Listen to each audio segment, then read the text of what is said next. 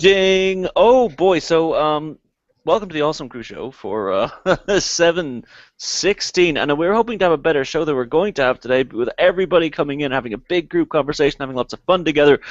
But unfortunately, and I've just heard this on Facebook, apparently Google Hangouts are having a massive issue today. There's some kind of thing happening with the Hangout program, so people are having a hard time joining and coming in. So it's yeah.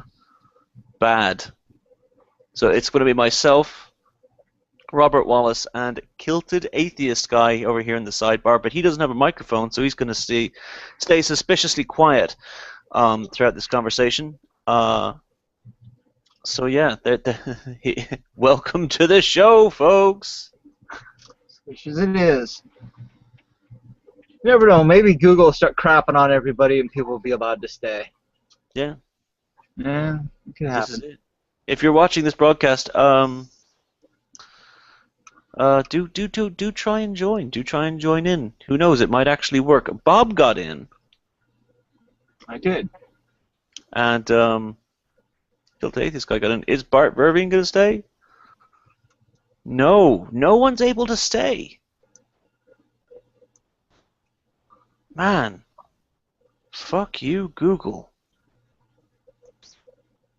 All right, so anyway, there were just a couple of things that we just wanted to talk about real quick while you see people sort of dancing in and off the screen like they're trying to join and then they get kicked off and they try to join and they get kicked off. It sucks.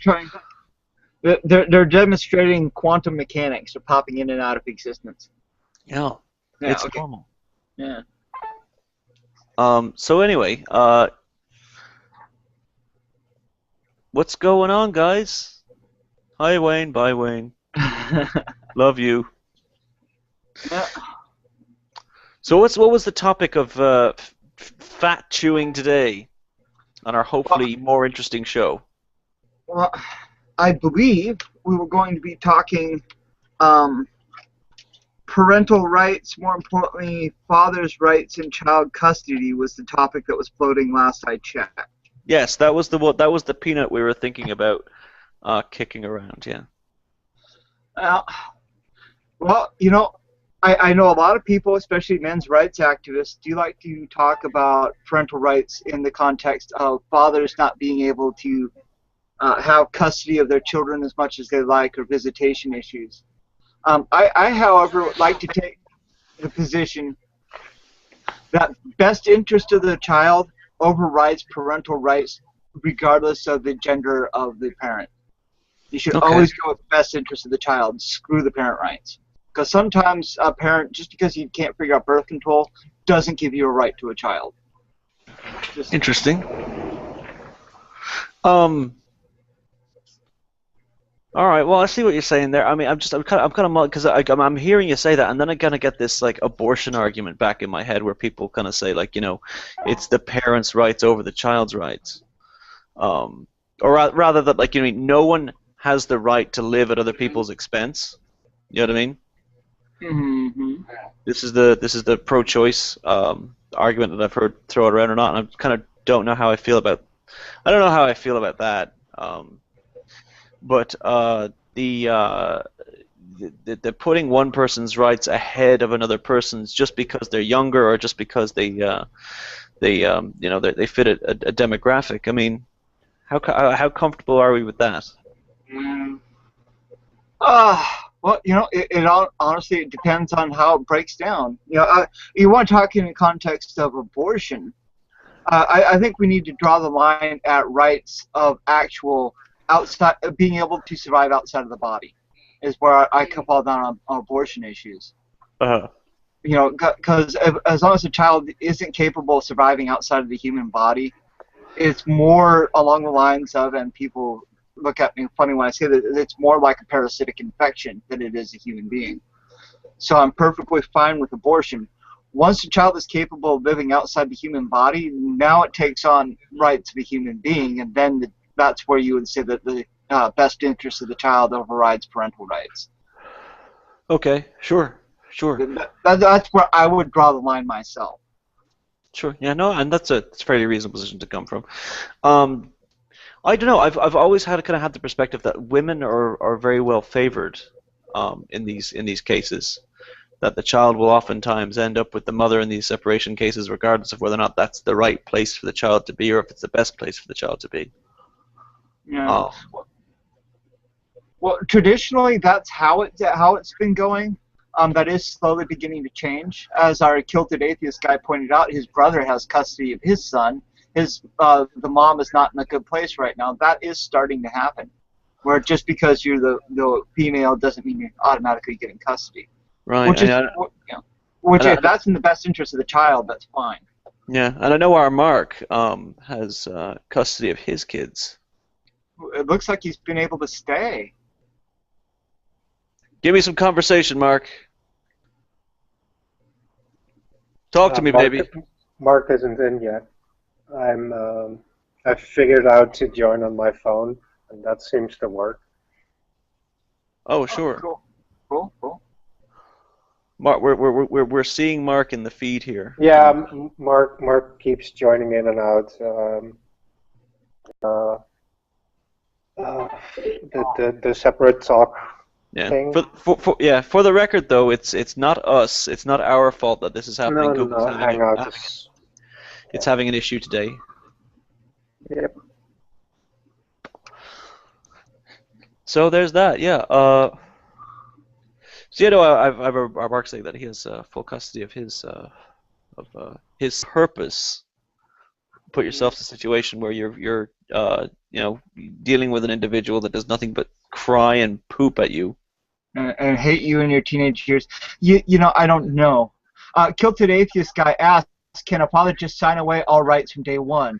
Yes and no. You can sign away your parental rights, but you're still financially on the hook until the child is 18. Yeah. And they'll put you in jail if you don't pay. Hang on, guys. I've just found out the fucking feed crashed.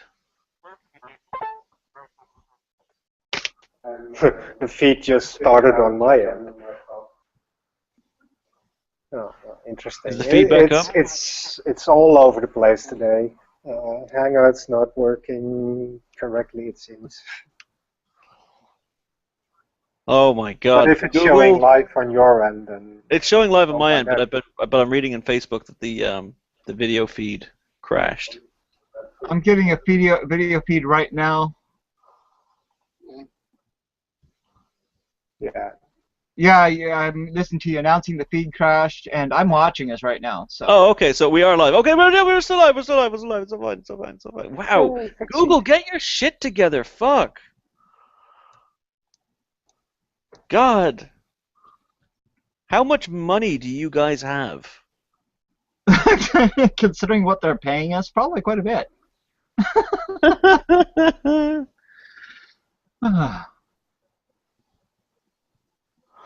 Yeah, no, oh God, for the money that you guys fucking make, you'd think that you'd sort this shite out. Hand over fist, I say. Hand over fist. So I right now I'm just trying to get this shit figured out over here. Okay.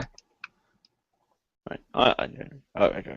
Bart, do you have any input on what we're talking about? For God's sake, save us from boredom. I was checking upon the technical difficulties for the most part, but I do have a suggestion for the cunt of the week. Oh, really? Yeah. I had a really interesting. Well, I'm not typically a fan of the whole naming and shaming thing, but I had a really interesting conversation with Robert Bay this week,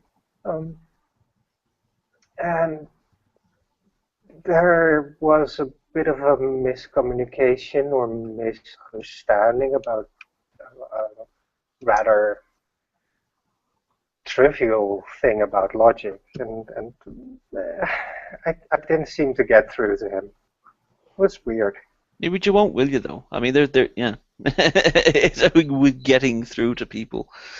But he is a fine. I've been getting candidates more or less all day today for Cunt of the Week. The big one that I heard was Joe Live Life. Yeah, he kind of stepped in it there a while back, didn't he? Yeah, he put his cock right in it, didn't he? Bless him. You know, the funny thing is I could see where he was going with that, and I understood where he's going. He was kind of a dick with it. So, you know, I feel conflicted on that one, because I know where he was going, but he could have done a better job of doing it, in my personal opinion. Yeah, it's one of those situations that just sort of started bad and ended bad. Yeah. We started at the bottom, we went through an arduous adventure, and then we ended up right there at the bottom. Well, you saw what Matt Steele did with it, right? I've heard about the Matt Steele thing, but I've not seen it. Yeah, you should really put that on your to watch list. All right. Because Matt Steele was kind of like, I wanted to tell him, look, you don't speak for all atheists, but I saw a bunch of other people saying that in the comments, so it's like, okay, I won't, but... Yeah. Yeah. It's just, yeah. He's just, I mean, I don't know. I mean, it's not even the fact that he put his foot in it in that one situation. It's just the fact that, like, you know, he's awful. He's just terrible. Yeah. So dogmatically anti-theist. He's like, he just doesn't see the good in some people. Like, you know what I mean? Yeah. I can particularly follow him, and I don't know about the guy, but I did happen to see a video clip called "Doing Atheism All Wrong," which was interesting. So in that sense, I think I get what the suggestion is. Sure. Well, I mean, like, you know, it's a bad mixture. Like, you know what I mean? Sucking down a fifth of scotch and then drinking a few beers and then getting on the internet to make videos and talk is, you know, that's a bad move. Beach style, baby. I try not to do it myself. I really do. Oh God, Christopher Mowdy's demanding a link. He's in the United States. It might not kick him. It might not kick Christopher Mowdy because he's a U.S. person. Yeah. So we'll just have to see. I'm sorry this is so fucking boring for everybody. Well, but I'm trying to be entertaining. You want me to take my shirt off? Is that what you people want from me? Well, are people actually saying we're being boring? No, no one's saying we're being boring, but I can tell they're thinking it. And they're trying You can always drag out the Mankini again. You just drag it out like my bat costume, like my Batman costume. That's your go-to thing. Right, everybody looks bored. I'm going to floss my ass. That's about what it feels like. Fucking hell. It's absolutely shameful. Well, it looks like he's not being kicked. Yeah, apparently from Mowdy it works on the first try. Cool. Christopher Mowdy is staying in. Only Americans and Dutch people on their phones are allowed to join Hangouts today, everybody. If you wish to join a Hangout, please make sure that you either are Dutch with a phone or you're a greasy Italian person. Yes, Italian-American. Italian-American. I want everyone to have a look-see at the piece of equipment that is in front of me right now. I am not working with this, but I remember a time when I did have to, and it's a horror show. Just take a look at it. Oh, come on. Is this working? See this? What is that? No. This is a handmade device to deliver irritants to your eyes at different concentrations. It's to test something called ocular hyperemia, which is a fancy word for bloodshotness. And of course, how bloodshot your eyes are an endpoint, an indication of how irritating a stimulus is. So it's I think that last time we used that was 10 years ago. Where do you put your eye? Oh, everything is hooked up to a set of goggles that you put on. All right. The total output is to a set of goggles.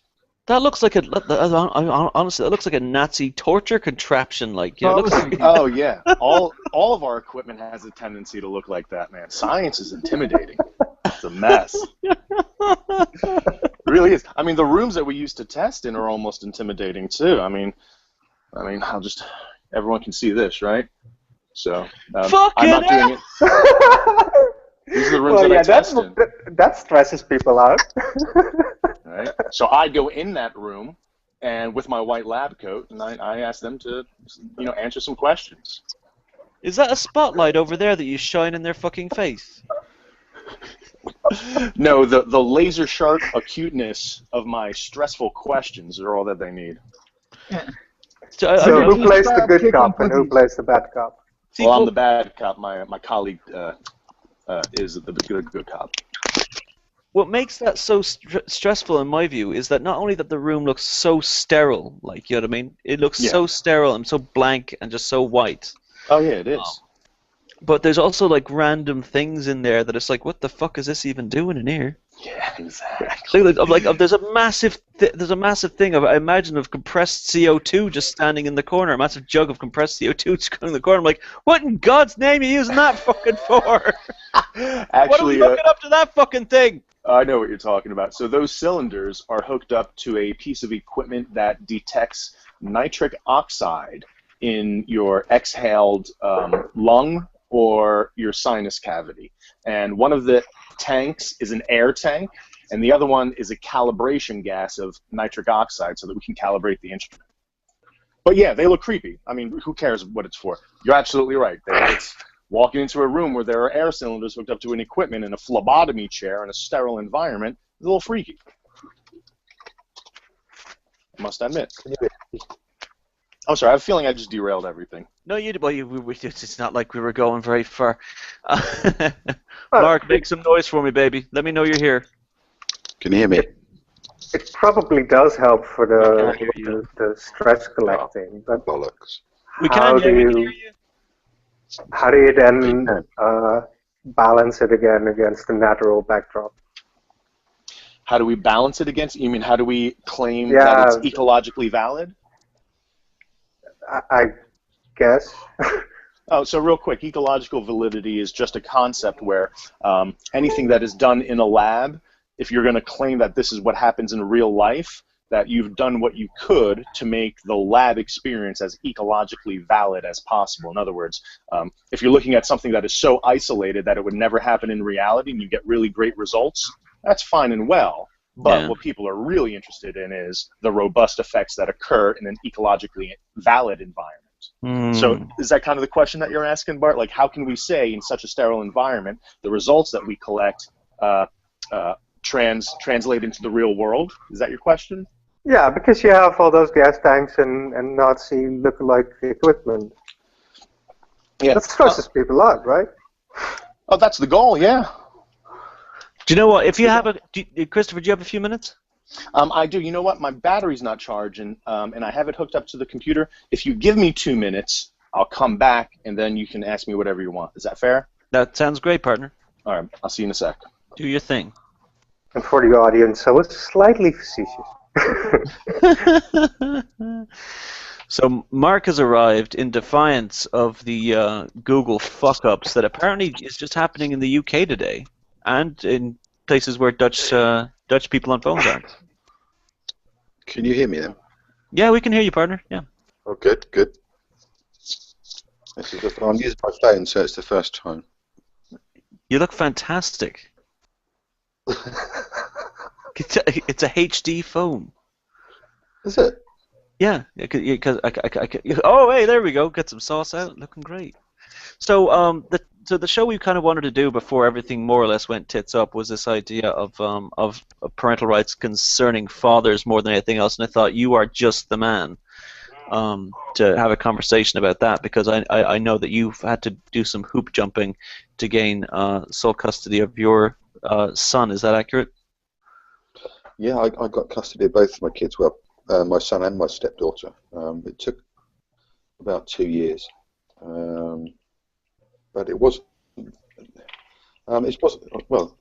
can do that in this country. It's not that difficult if you've got the money and the evidence that you need, obviously. But it is looked on a bit weird, though. I mean, all the agencies and barristers and solicitors do. Maybe it was just me, but they do give you an odd look. It's just so unusual. Sure. Yeah. It's kind of not done. No, not at all. I mean, even some of the mums at school, you know, I go and do the school run. I mean, I think there are only 2 single fathers in out of a school of 700 kids. 2 single fathers out of 700 kids. I mean, yeah. I don't know.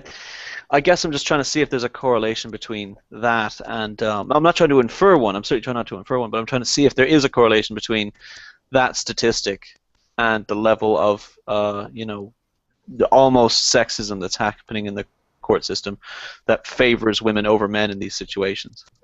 No, I didn't experience any sexism as such, but it was just you got a few funny looks and people sort of, oh, single father. I mean, I don't do anything different to any mother. So I don't see. Well, you don't breastfeed, do you? How do you know? Prove I don't, asshole. Yeah. What I mean is, you know, as far as the basic, you know, the parenting, it's no. Single fathers tend to be looked upon as something of a novelty, and therefore, as if they're doing something different. But apart from the obvious female differences, we're not any better or any worse than mums. Single Quite mums. right. Quite right. One of the things that, like, you know, I've heard from people who are in a similar situation to yours is that there's like a cultural temperature, at least over here in the U.S., where, you know, when a single mom, you know, is walking around with her kid, the cultural attitude towards that person is, oh, you know, you're taking care of your kid, isn't that fantastic? You know, doing it all on your own, no man to help, and the attitude towards men in a similar situation is, well, Yes. what did you do to the woman? Like, you know what I mean? Are you that awful that she bailed and left you the kids? If it's the other way around, it must have been that the man left the woman, and he's a Right. bastard. And in my situation, it must have been that my wife left me because I was a bastard. So No. either way, yeah, you're right. It is looked upon as the man's fault. Yeah. Well, even though I'm technically the stepfather of my son, but out of myself and my wife, I'm the one who goes to school and takes care of all the appointments and whatnot because I'm better at it. You know, no offense to her, I just am. And it took them a while because, you know, I'm an involved father. I don't see that often. So, you know, people are like, huh? And yeah, I understand what you're saying when they do take a step back. When they see a father Yeah. being... The system's not prejudiced particularly, although it is assumed in most cases that women take care of, you know, the ones that primary carers. But the system's turning around slowly to the idea that men can be just as capable. I'm sorry, while you're talking about that, and it's a very interesting and sincere subject, but I'm just getting the massive close-up of Wayne Hudson's fat head. Can you hear me? I'm just trying to test this. We can hear you, Wayne. You look great, man. This is the first time I've ever tried it on a phone. We can absolutely hear you. It's fantastic. Oh, now you got to change your criteria because Wayne's got the phone action going now. Yeah, Is everyone looking at this War Games ancient piece of shit that I have to work on for the next half hour to determine what flow levels I can get in my environmental testing chambers? Look how old this is. I have to literally write code. I was about to say, is that actually DOS? Oh, yeah. That's Oh, pre-DOS, baby. Look at the green font. I mean, when's the last time you've seen something like this? I mean, look at this keyboard. It's, On my ZX Spectrum, or I think, or Commodore 64 back in about 1984. oh, exactly. Yeah. Texas Instruments, right? Hey, dude, can you play fucking Pong on that shit? Ha ha, probably. I'd have to write code for it, Written though. the program for it, yeah. And by the way, Yeah. I don't write code. That's not my gig. I do not do computer programming. I know enough to get through what I got to Oh, you get done. should get Shannon in. She's a computer programmer, apparently. That's what she said. Don't make me comment on that. She used to be a computer programmer. Yeah. Totally. I don't know if it's on the cards, but I'd like to make a comment just in case before he goes all tits up and we even get kicked out in this format. Can I just say, Richard Raspberry? Ah, what a fucking joke. Breaking news. Raspberries are cunts. Alex's video made me fucking cry with laughter. It was kind of excellent. Check out Alex Botton's channel and check out his new video. It was fantastic. One thing that I did actually want to do at some point, live on the show, and seeing as how we're having kind of a fucked up day with Google Plus, this might be a good opportunity. Christopher, if you have a few minutes, I was wondering if you'd be interested in treating me as one of your test subjects and perhaps trying to use your stress out methods on me to see, and just so that I might experience it. It might be fun for the viewers to watch me pull my fucking hair out. Well, I can't do that experiment then. I have my script right over here. Let me go grab it. All right, I'm just going to finish my cigarette, and then we're going to turn the cameras on so that you guys can see my glorious face. And it starts off, so when did you stop raping cattle? Stop? Next Tuesday. Don't tell me what to do. It's not rape if they can say moo. Don't laugh at that. That's not funny. Don't laugh at that. If you laugh, you're worse than I am. All right, you ready? Hang on a second. Wales is far. 1 second, Chris. 1 second. There we go. Oh shit! I'm starting a fire. Hang on. Why is that there?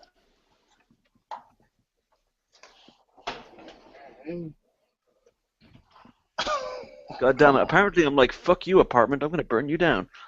Okay. So Why's it got to be like that? I have no idea why I do anything I do.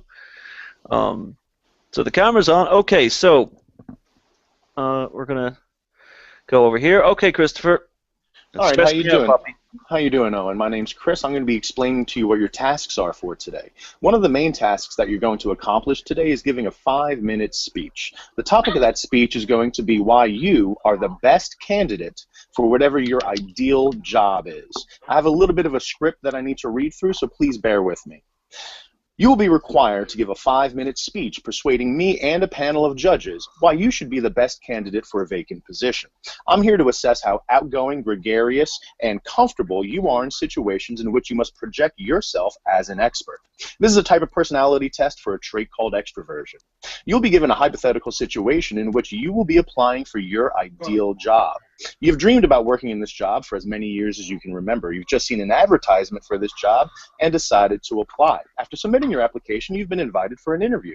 The job does pay a very large salary, and you are competing against a lot of other candidates. So the final selection will be made based on your ability to convince me and a panel of judges how your experiences, abilities, and education make you the better candidate than the others. You'll try to convince this panel of interviewers that you are the best candidate.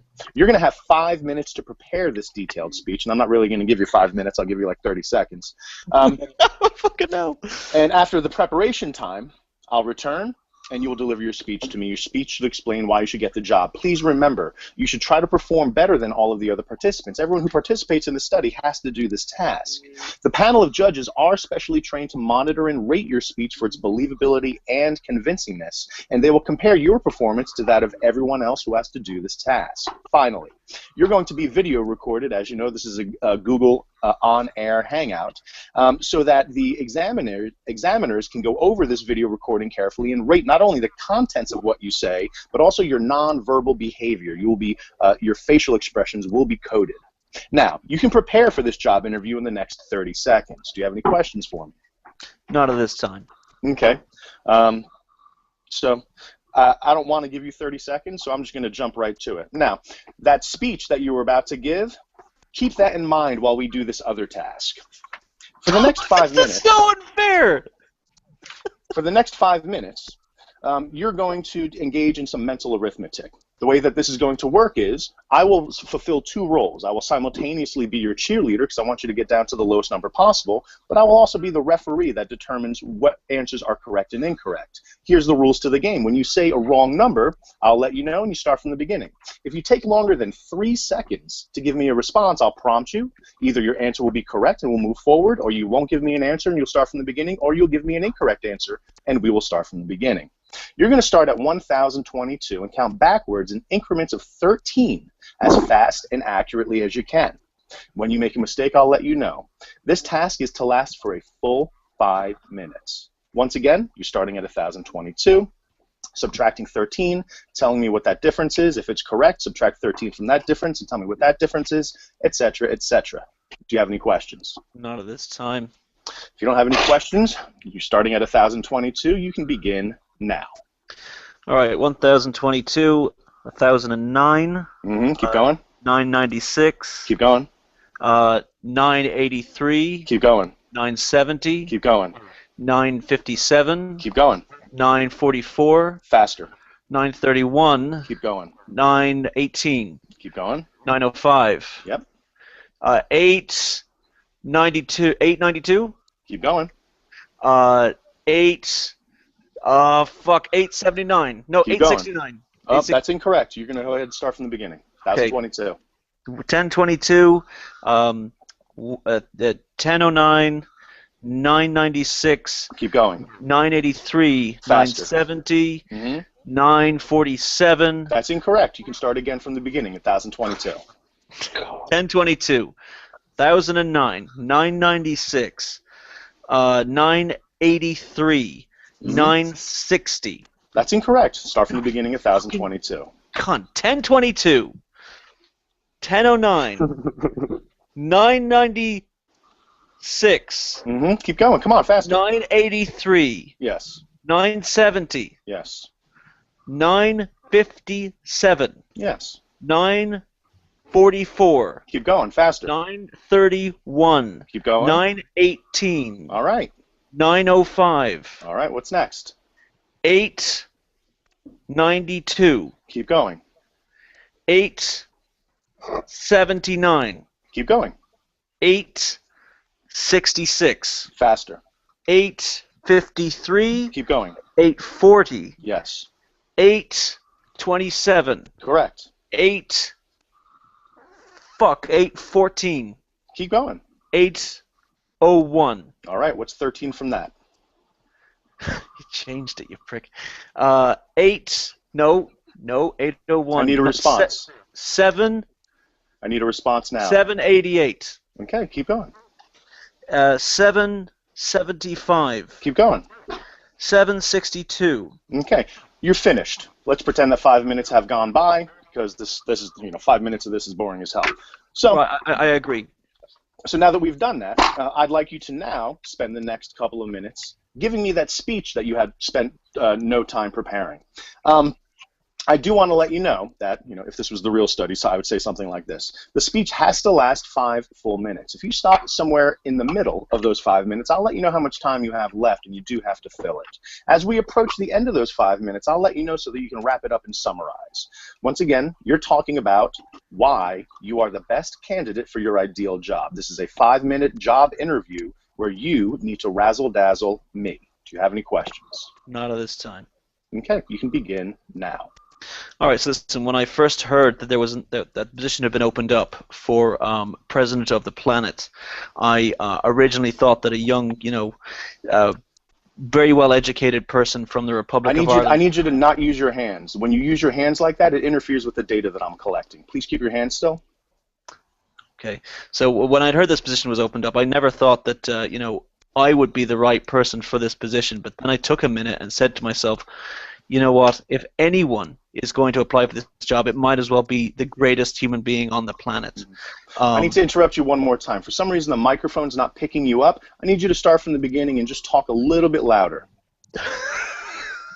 Anyway, imagine this goes on for 5 minutes. You try to talk, I prevent that talking from occurring, and that's it, man. That's the task. That is absolutely, it's... You did good, man. You're good at that math task. Sometimes I don't get past 1,009. Hitman's Chris, on his way. what's the purpose of that test? Stress, to cause psychological social stress. It's supposed to piss you off. Oh, it did that. I'm listening to it. It's supposed to fucking make you crazy. But it was, it was stressful. Like, my heart rate picked up as I was trying to concentrate, and you were, like, nudging me, like, hey, come on, let's go. And I was trying to focus on... I was just trying to focus on the math, but in the back of my head, like, my brain was just kind of screaming, hey, buddy, what the fuck are you doing? You're supposed to be saying something. Say something. And there was... I was Googling hitmen in Chris's area. You know what? It's Chris's voice during it. It's like, keep going. Need to respond. And it's just yeah. I know Chris was hired for that position because he's just such a condescending coxswain. It's like if I could have chosen to hit somebody at that moment in time.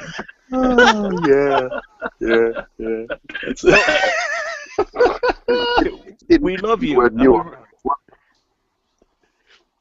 What's that? I missed that last little bit. Oh, Mark. Don't leave us now, Mark. He's wandered outside, so it might break up just ever so slightly. But Chris, there's one thing you need to add What's that? to that stress test. There's a couple of things. Two little questions right in the most stressful part of it. One you need to say is, so, what is truth in your worldview? That's how do you know that? That's how you stress out an atheist, right? Yeah. You have to add that bit in every time he gets the right answer. Say, how do you know that? Well, I'm so glad I could impress everybody on the internet today with my arithmetic skills, my ability to count. You really did quite well. Like I said, sometimes I can't get past 1009, and I have to like explain how subtracting 13 works. Holy loud!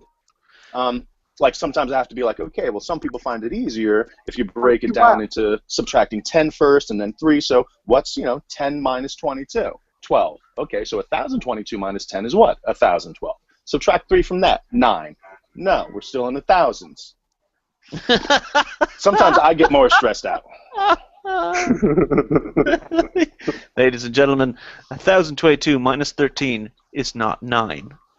I've had people give me answers that are higher than the number that they just talked about. 1022, 1045. I will confess. When you perform the test in the laboratory, are you behind 5 inches of plexiglass? Oh no, I am 3 feet away from them. Best job ever. But all heavy objects are bolted down. Nobody's ever gotten that pissed at me. Although I did do a documentary once. A documentary crew came in here to film me doing that to their host, and when the host left the chamber, he tried to punch me. That was awesome. I mean, he did a Tony Miano on you.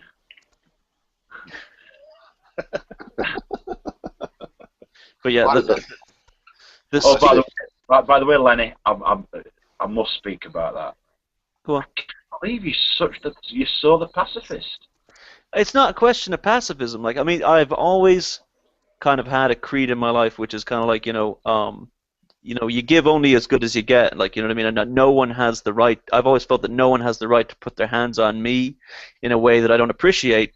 And in order to maintain my status as a not hypocrite, I have to live by that too. I have to say I don't have the right to hit anybody. I don't have the right to put my hands on anybody who didn't first try and hurt me. So when I saw that video of Tony Miano and this guy just comes up and starts swinging on him because of something Miano said, not because of something that Miano actually physically did to the man, I was looking at that. I'm like, dude, while I appreciated the deliciousness and the feel-good factor of watching that prick eat dirt while this guy's swinging on him, I just had to recognize, like, listen, he was out of line. He wasn't right.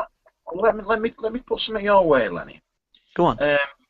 Let me picture that. I don't know what your Ma's like, but imagine. Let's say I were on the street and I took my mother shopping. Now my mother, right? For want of a better word, God bless her. She's like a fucking saint, right? She's only ever been with one fella, my dad. Wow. She would give a complete stranger the last pennies in her fucking purse if she thought there was no need. And right, but people started on the street. Those sort of people started ranking. Now, me personally, if they could rank me, I'd control the absolute fuck out. But if you got me out giving that shit to my mother, I would be over and he'd be on his arse before he fucking got around. One second. You got to think a little bit. You know what I mean? Don't think about yourself in that situation. Yeah. You know what? And you know what, dude? I mean, I respect you enough to give you an honest answer to that, which would be, for me at least, knowing who I am and how I would behave in a given situation. Yeah, you're absolutely right. I 100% agree. For me, it would be nap time for that motherfucker. If it was not even my mom, but your mom, and I was on the street with you and your mom, and I saw that shit happen, dude, I'd hold him down for you. But at the same time, I have to recognize the fact that that's not the right way. That's not the right thing to do. I'm not a perfect person. I'm gonna fuck up. I fucked up like 5 times this morning. I'm not even sure what I did. So it's all the question of perspective. Like for me, I can take it. I can take that sort of abuse and I can give it back and blaspheme him till he strokes. But no, when you see the Ray Comfort ones, I honestly don't know. I am fucking asking. Oh yeah, sure. But you know what? And you know what? If I'm to be an adult and be honest with my friend, I would say absolutely, yeah, I'd do the same thing. But at the same time, when I was done, I would be like, you know what? Not what I should have done. That wasn't the right thing to do. It all depends on who they're around, and you know yourself. They pick the battles. They're not going to try that shit on somebody who's bigger than them. Oh yeah, absolutely. I just want to point out, guys, that it does appear like whatever the Googles had to do to fix their issue, it looks like it's fixed because we have Mark here joined under his normal computer account along with D. So yeah. Yay! I'm going to kick the Cartoon Mark. Hopefully he doesn't go with him. Bye, Cartoon Mark. Let me. All right. That appears to have worked. Or not. Yay! Great. Yay! Thanks, Google. Modern technology. It's great when it works. I love all the technological stuff. Yeah, I don't do technology. I have people to do that for me. You have a technology walla. I have a yeah. Dear. Well, unfortunately, I have just missed the last 5 minutes of conversation. I was going to make it more interesting and bring several of my kids in to ask them whether they're atheists or not, but there's none around. That was recently brought to my attention, the thing with Shanna, who was who mid hangout brought her son, snarled at him to appear on camera and said, Shannon, I always fuck Shanna. You know I love you, sweetheart. You're awesome, and I keep fucking that up, and I don't mean to. I'm a big dopey Irish prick. Ignore me. Aww. The Shannon had her son. She snarled for her son to come on camera, beckoned him forth, and she said mid hangout, "Did mommy force you to believe in God?" And the child blurted out, fantastically and perfectly in true child form, "Yes." Which is and then she said no, and he said, "I mean no." Yeah. Like, don't hit me. And we're live. Please don't say fuck or bugger.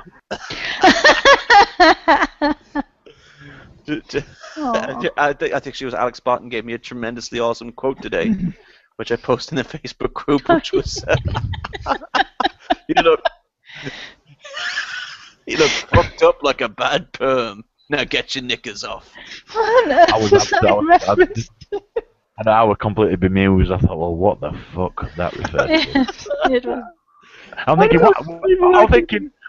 what theist does he say that to? He just comes on like out of nowhere with his fucking. It was J.D.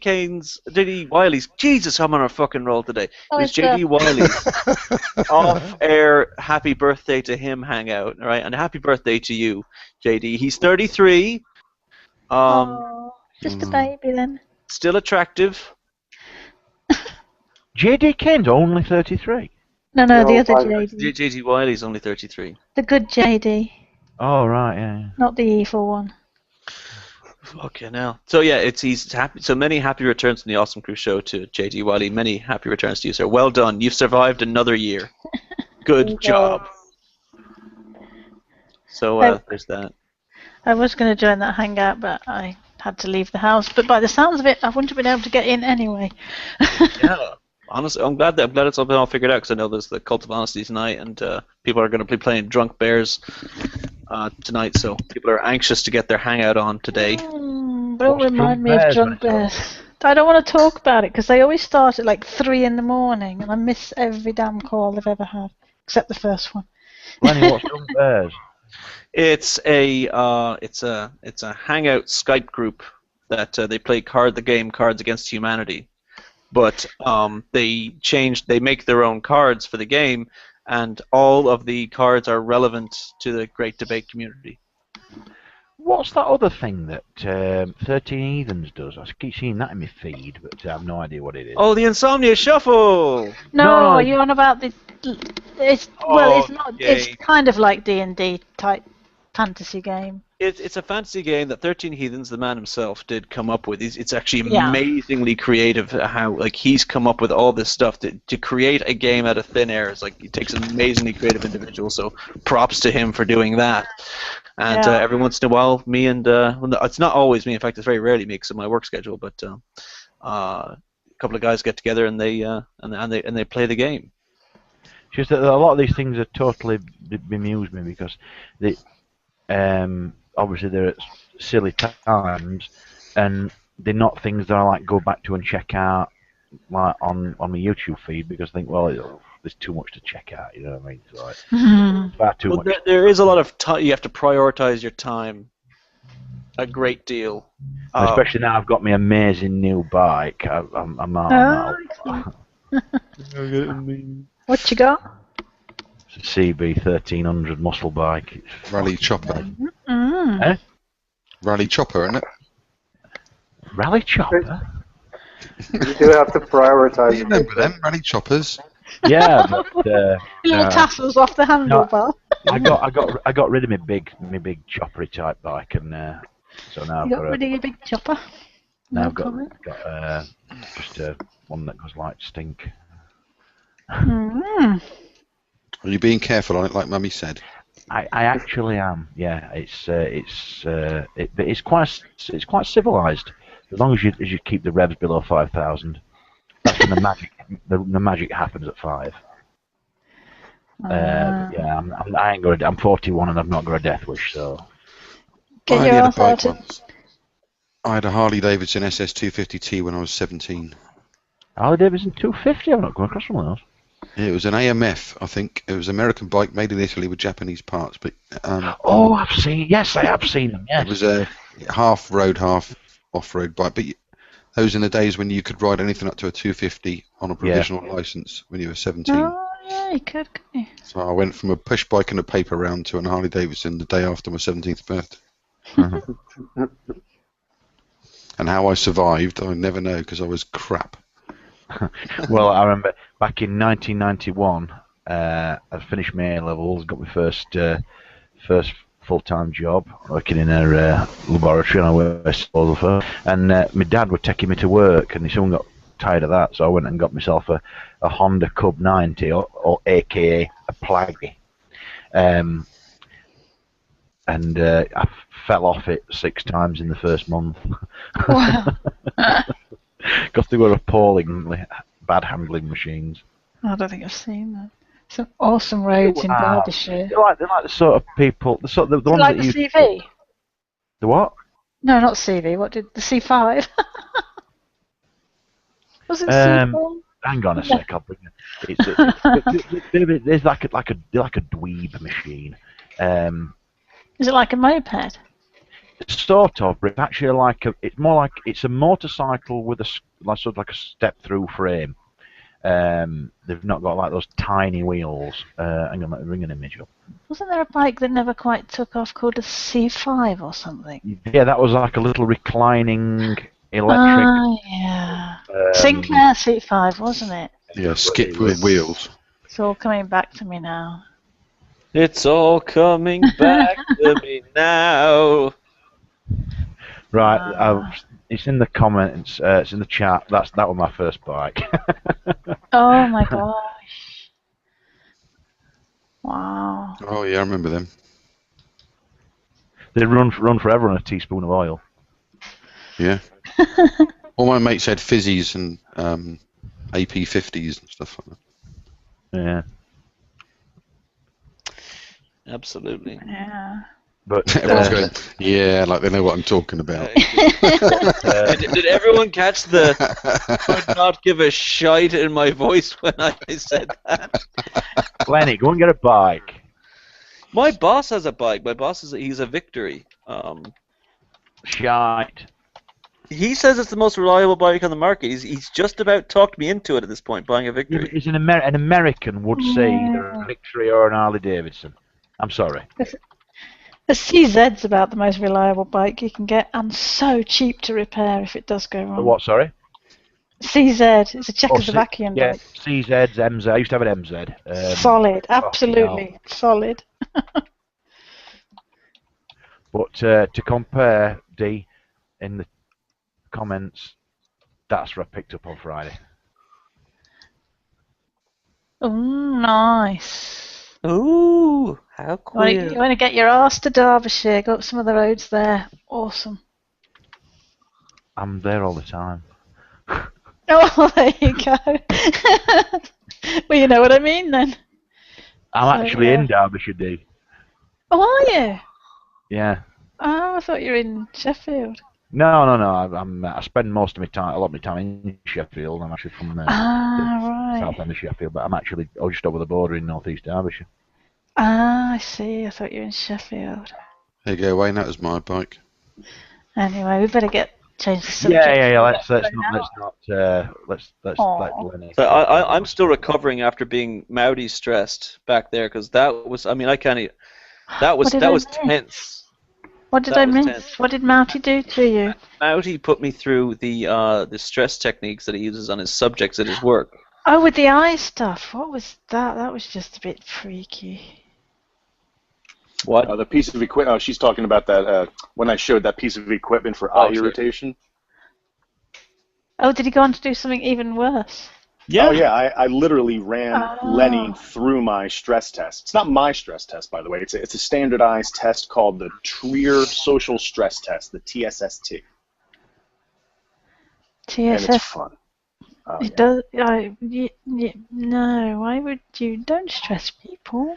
Yeah. Why not? I have to. It's my gig, man. I have them do public speaking. I have them do mental arithmetic. I interrupt a lot.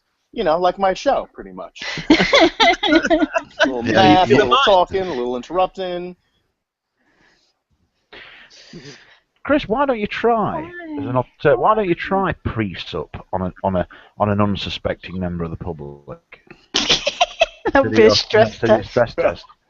Unfortunately, the way the laws work, I would need to get that passed by an institutional review board, and they may consider it unethical. You know, the whole job of an IRB is to protect participants, and I have a feeling that would be inflicting undue stress onto the voluntary participants that we get here, that we recruit.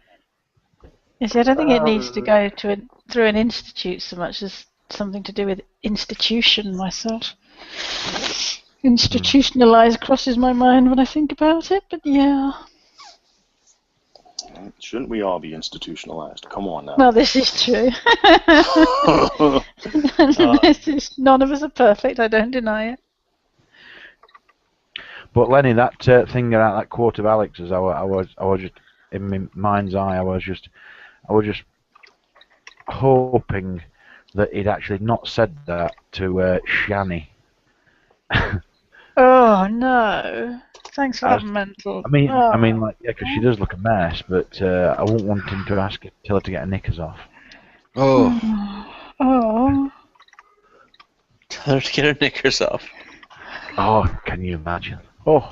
If she got stopped at customs, they'd find £30 of crack down the back of her pants, I should think.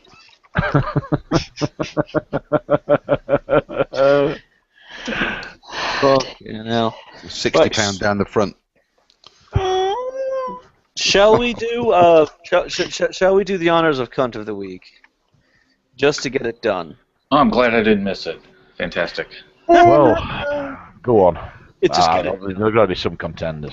Fucking. It's been a big Contenders. week. Contenders. Contenders. Yeah, we've got Shani is me has been doing work with her kid. You know, the whole thing we talked about earlier. Live life. Oh yeah. Your day is coming, Poppy. Your day is coming. You will soon have your very own Cunt of the Week award, and I look forward to giving it to you. But this week is not your week. This week goes to a much more important person in my life, and it's a rare occasion. This is actually a first for Cunt of the Week, and I'll explain why after I reveal who the cunt is. And I want everyone to know that this cunt was selected for the same criteria that all the cunts of Cunt of the Week are selected, and nothing special was offered to this person. So the Cunt of the Week this week is, we go like this, we go, bloop, is actually here with us today. Christopher Mowdy. That's right. Sitting there, looking like he's afraid of his own sexuality. It's the first time we've ever had the Cunt of the Week on the show. How about that, folks? Now, why would Christopher Mowdy's a friend of mine. Everyone knows this. Why would I make my friend the Cunt of the Week? Well, there's a number. That's exactly what I'm asking right now. That's what I'm asking. That's my question. I'm waiting for this friggin' answer. Because, hey, listen, we're not doing the fucking stress test now, right? This is my time. I can take my time if I want. Yeah, I'm stressed now. Yeah, you're stressed out now. Goddamn right. The what reason goes around comes around. If one comes to understand, Christopher Mowdy presents himself as a wonderfully articulate, very patient, very loving, genuine, honest guy. But I'm here to tell you guys that there is a dark side to Christopher Mowdy. There's another side to his personality that is just complete coxman dick. Cox. Gosh. He is condescending. Never heard that before. He's the kind of guy who tells you to go to hell and go fuck yourself on the way in such a manner that by the time you're halfway there, you stop and go, wait a minute, what happened? That's right, Christopher Mowdy. If to find Christopher Mowdy's inner cunt, you have to actually literally read between the lines. Inner cunt. I thought that was called a clitoris, but okay, I'm way off. It's called the G-spot.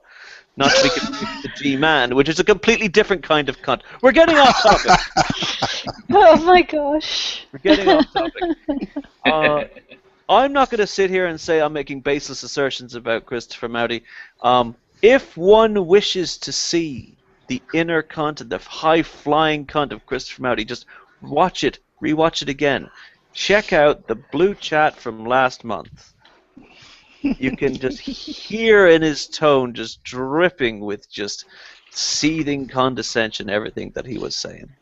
I'm gonna leave it. I'm gonna leave it in the comment section of this video. People can click on it and check it for yourself. I bet you probably watched it the first time and said, "Wow, you know, what a nice guy. Wow, he's really articulating himself. He's being so patient and kind." But now I want you to watch it again with new eyes. With a brand new set of eyes. I must admit, I thought I could read. I read between those lines straight away, and I thought, what went across my mind was, how is this guy allowed on the New Covenant group? Holy shit! Ouch! Christ! You're the hey, especially on the board as well. You're the cunt of the week, Mowdy. This is what happens. Oh, this is great. This is like being roasted. This is awesome. I dare say you'll get me back on Sunday, Chris. Oh, yeah, you just wait, Wayne. Wayne is going to be the guest for this coming Sunday's Meeting of the Minds. Oh, I'm going to ask you some questions, brother. What's right? Chris, this thing is, Chris, you know, I've got no shame. No shame in his game. Challenge accepted. He's going to put that slepper to one side and just get on with it. Just get on with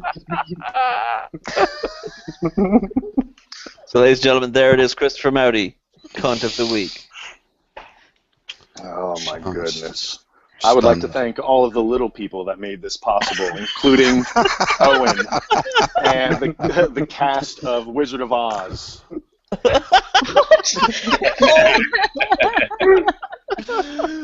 I was thinking even Dwarf started small, or Freaks. That would have been a good entry. Oh, yeah.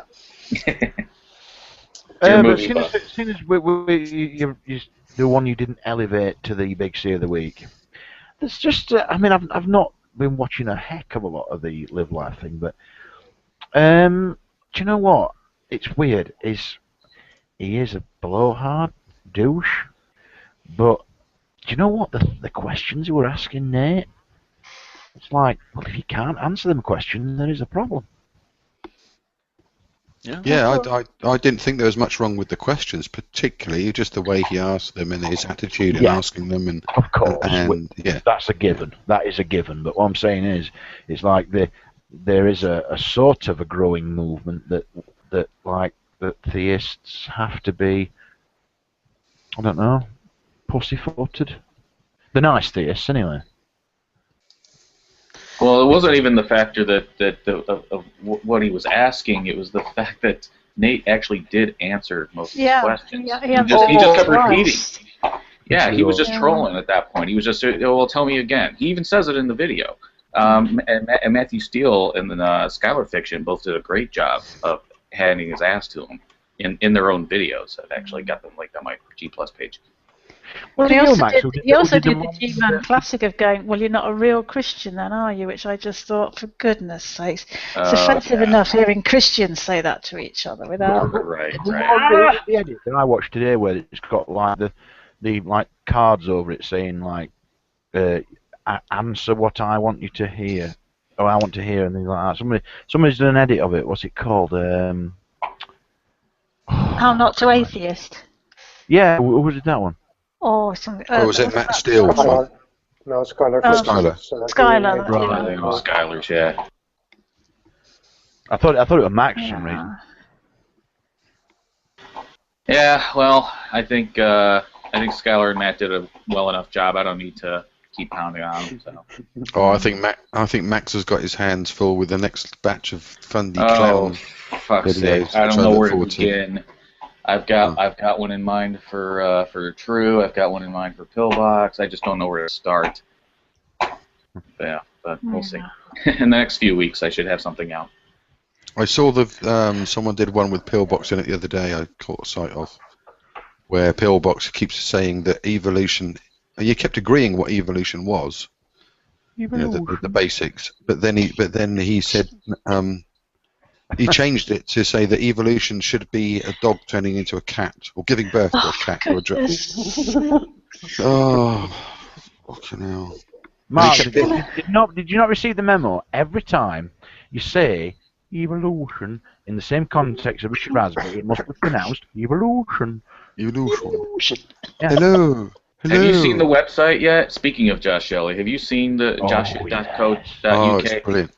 Oh, man, it is awesome. Whoever's responsible needs a medal.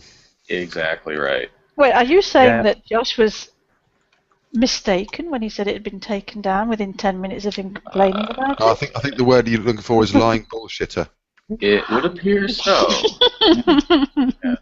Yes. When I saw Raspberry's video, my jaw figuratively hit the floor. I just couldn't believe. I mean, he's obviously had a long, hard think. Even though the put on his walnut-sized brain, he's obviously used the extent of that brain to actually weigh up just what he can get away with, and that fact that so he's not going to get sued because people can't afford it. Yeah, and he's obviously insinuating that it's Alex, and as if the police in Cornwall are going to go all the way to where Alex lives. Yeah. And then make him break down in tears and say, "Yes, I'm the mystery person." And then tell Richard Raspberry what just happened. Yeah. They made a mystery website that's just satirical, because obviously the police take down satirical websites in 10 minutes because that's their fucking job. They just call the NSA and that's the end of it, right? And then the person concerned is on some register for the next 6 years. What the fuck's he on about? But yeah, I've got the site live on screen share here if you want to take a look at it. This is Yeah, I love the potato that pops right up. That's brilliant. Well, also the notion that the police said, "Oh yes, we get lots of nasty atheists in my line of work." I don't know a single cop in the United States that would say that, and you know there are more religious policemen here, I will bet you, than there are in the UK. Yeah, Josh still thinks we're living in the time of Dixon and Doc Green or something. Oh yes, sir. We do get a lot of nasty atheists, sir. Yeah, what causes trouble in a northerly direction? I mean, yeah, that's the other thing. He portrayed in the land of Bodmin. He portrayed the police as though they're very unprofessional, basically. Oh, Josh probably thinks they still use blue boxes. In this fantasy world of Shelley's, the police will have gone around to Alex. I'm going to steal this from a comedian. He will go around to Alex and says, Mr. Barton, you do realise that you have created a website that upset a well-known YouTube theist, blasphemed the Lord, and as a result, Mr. Shelley developed leprosy the following morning. And you're now on an atheist offenders register for the next 6 years. Oh dear. So keep your nose clean, son. I expect Special Branch or the Sweeney went round there and kicked Alex's door in. 4 o'clock in the morning. With his Sweeney, we haven't had any dinner. Get your trousers on. Oh, Mark, without giving any, I've not spoken to you about this, without giving any details of it whatsoever, how's things developing with that thing we were laughing about the other week? Oh, I'll send you a sneak preview, maybe. It's cool. All done. It's done. I was a bit worried that it wouldn't be up to scratch, but apparently it's gone down quite well. Oh, cool. Excellent. Wish I knew what you were talking about. Put it in the okay comments, that I don't. Mark. It's fine. It's only secret to the viewers. It's also pretty amazing that apparently Alex can phone the authorities over any theist on YouTube, and instantly they're around there to sort the people out, to check whether the story's true. I mean, you know, he has the power to get the, I was going to say the MSPCA, not the, whatever the he's very child protection. You know, any police officer would have said to Josh, "Fuck off." Yeah, isn't it funny that? Well, you may be paraphrasing a bit there, but yeah. The police weren't interested in the libelous shenanigans of Joshua Shelley, Esquire, or Dr. Joshua Shelley, Bodmin University, but yet they were interested in a dream world, of course, of the activities of Alex Barton as reported by Dr. Joshua Shelley of Bodmin University. Well, I mean, no one know. Apparently, he said in his video that someone made a phone call to the police saying there was an assault taking place at his house. No one I know knows where he lives anyway. And how would someone know an assault's taking place if they don't live near him? The police would have asked that person that was ringing for details, like, well, yes, how do you know there's assault going on? Have you heard anything? Have you seen anything? The thing is, if somebody has it been revealed to you in such a way that you can know it for certain? But think about it. This is Joss's story. Joss said the police came round. You right there, Max? The police came round because somebody had reported an assault taking place at that house. But he said, "Oh, I think it's the person who made this website up." So they investigated. If somebody phoned up to make a complaint, the police get the details of the person who phoned up. They would not need to investigate who phoned up and whether they'd made this website or not. Yep, they would have the details already. Yep. They said, where do you live? What's your name? What's your phone number? Well, they would have known that anyway because it comes up on the screen. How would Dr. Joshua Shelley of Bodmin University know that the person making that phone call was the person who created that website? Right. Exactly. Yeah. Especially given that it wasn't Alex who made the website. It's like Shani wearing a pair of cling film pants. Oh. Disgustingly transparent. I can't unsee that image now. Thank but you. The thing is that because it wouldn't be for somebody. It wouldn't be a stretch for someone to make because they said, how did he know my routine? How does a stupid person know that I was going to be out getting the police to come around? How would they know I was going to be there? But it wouldn't be. Thinking about it, it wouldn't be a stretch. Because saying to ring up the police. I mean, let's just say now, if I rang the police up and said there's an attack occurring at the house of Dr. Joshua Shelley of Bodmin University, then there's a fair to middling chance that there's a fucking line of people 90 miles long queuing up to get to his door to give him a fucking shoeing. So it's not. It's not beyond the realms of possibility. Well, the police will probably say, "Well, we're in the queue as well." They'd be skipping on the yellow brick road, just like Dorothy, skipping all the way down to Bodmin. Oh dear. That's not normal. It's hilarious. Yeah. Dear me, dear me, dear me. All right, folks. Well, we're just about at the hour 10 mark. Does anyone have anything particularly pressing they think they'd like to cover? Yeah, well, I found this article on this really interesting website called answeringenesis.org. No, seriously. And it starts with, if humans evolved from apes, why do apes exist today? And it's categorized under the arguments Christians shouldn't use category. It's because they need them for extras in Planet of the Apes films.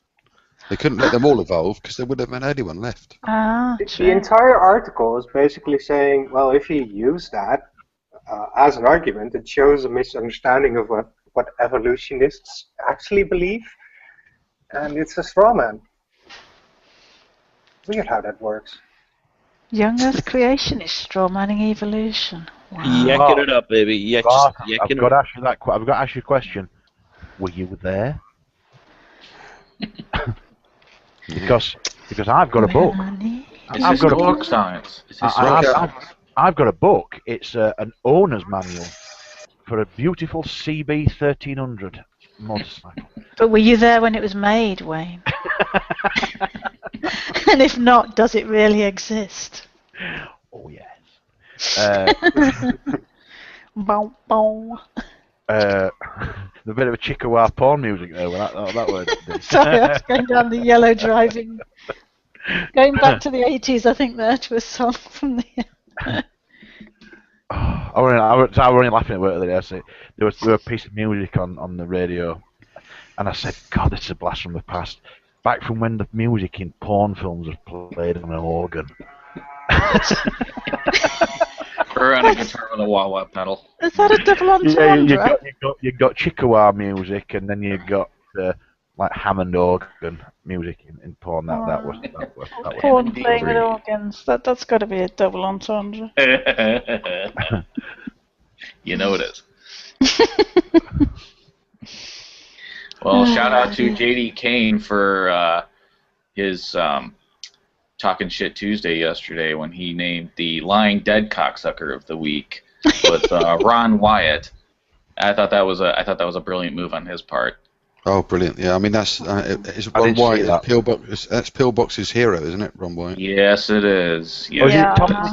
Tommy Pigeon's hero as well, isn't it? Yeah, this is the guy that claims he found Jesus' blood and took it to a laboratory and had it tested, and they said it only had 24 chromosomes.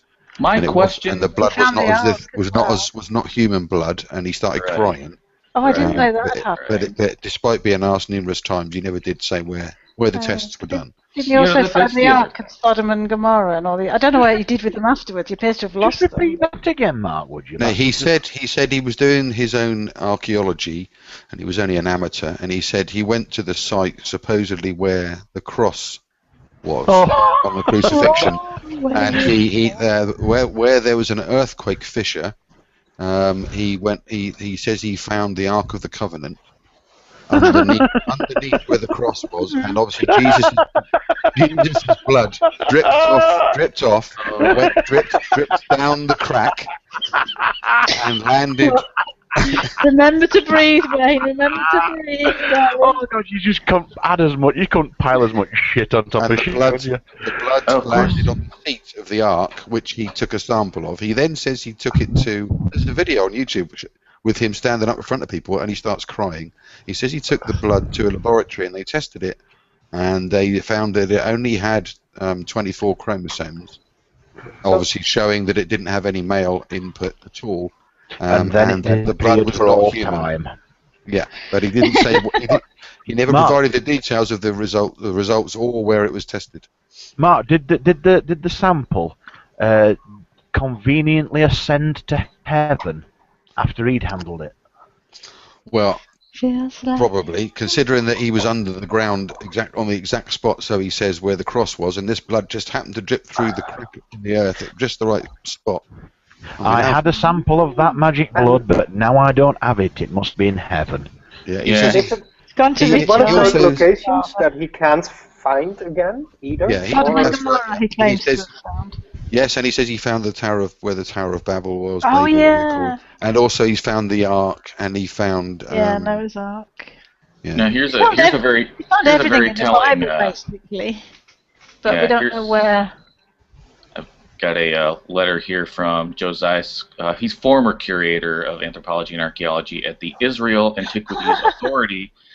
Mr. Wyatt is neither an archaeologist nor has he ever carried out a legally licensed excavation in Israel or Jerusalem. In order to excavate, one must have at least a BA in archaeology, which he does not possess, despite his claims to the contrary. This was written about almost 20 years ago. Josiah has since retired, obviously. They've got someone else in charge now, but I'm sure if you were to call him or email him at wherever his current location is, he might verify that message.